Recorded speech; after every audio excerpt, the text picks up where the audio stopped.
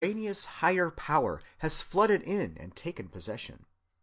Moreover, the sense of renovation, safety, cleanness, rightness can be so marvelous and jubilant as well, to warrant one's belief in a radically new substantial nature.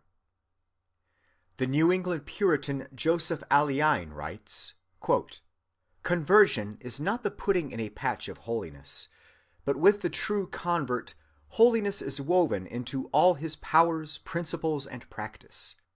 The sincere Christian is quite a new fabric, from the foundation to the top-stone. He is a new man, a new creature." Close quote. Jonathan Edwards says in the same strain, quote, "Those gracious influences which are the effects of the Spirit of God are altogether supernatural, are quite different from anything that unregenerate men experience. They are what no improvement or composition of natural qualifications or principles will ever produce, because they not only differ from what is natural and from everything that natural men experience in degree and circumstances, but also in kind, and are of a nature far more excellent. From hence it follows that in gracious affections there are also new perceptions and sensations entirely different in their nature and kind from anything experienced by the same saints before they were sanctified. The conceptions which the saints have of the loveliness of God, and that kind of delight which they experience in it, are quite peculiar, and entirely different from anything which a natural man can possess, or of which he can form any proper notion." Close quote. And that such a glorious transformation as this ought of necessity to be preceded by despair is shown by Edwards in another passage.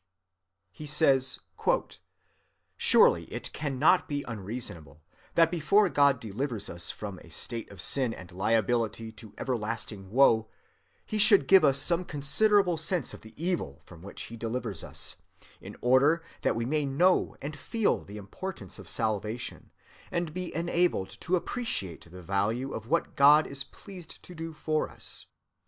As those who are saved are successively in two extremely different states, first in a state of condemnation, and then in a state of justification and blessedness, and as God, in the salvation of men, deals with them as rational and intelligent creatures, it appears agreeable to this wisdom that those who are saved should be made sensible of their being, in those two different states. In the first place, that they should be made sensible of their state of condemnation, and afterwards of their state of deliverance and happiness." Close quote. Such quotations express sufficiently well for our purpose the doctrinal interpretation of these changes.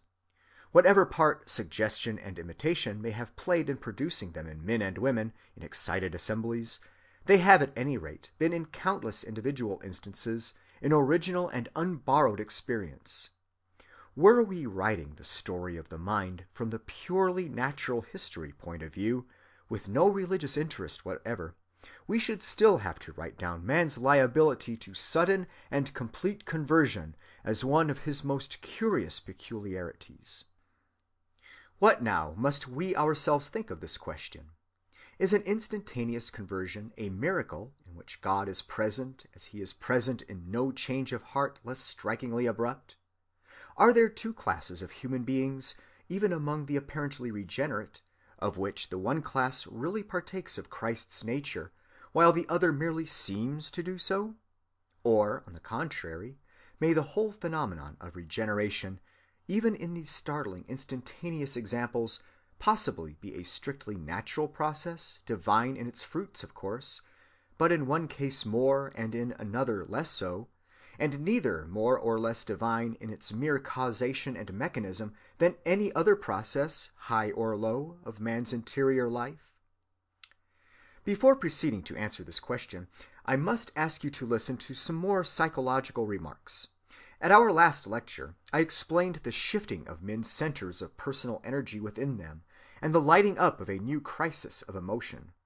I explained the phenomena as partly due to explicitly conscious processes of thought and will, but as due largely also to the subconscious incubation and maturing of motives deposited by the experiences of life. When ripe, the results hatch out or burst into flower. I have now to speak of the subconscious region, in which such processes of flowering may occur in a somewhat less vague way. I only regret that my limits of time here force me to be so short. The expression "field of consciousness" has but recently come into vogue in many psychology books. Until quite lately, the unit of mental life which figured most was the single idea supposed to be a definitely outlined thing. But at present, psychologists are tending, first, to admit that the actual unit is more probably the total mental state, the entire wave of consciousness or field of objects present to the thought at any time, and second, to see that it is impossible to outline this wave, this field, with any definiteness.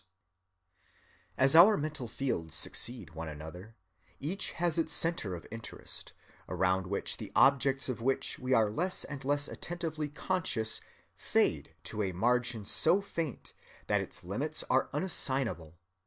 Some fields are narrow fields, and some are wide fields.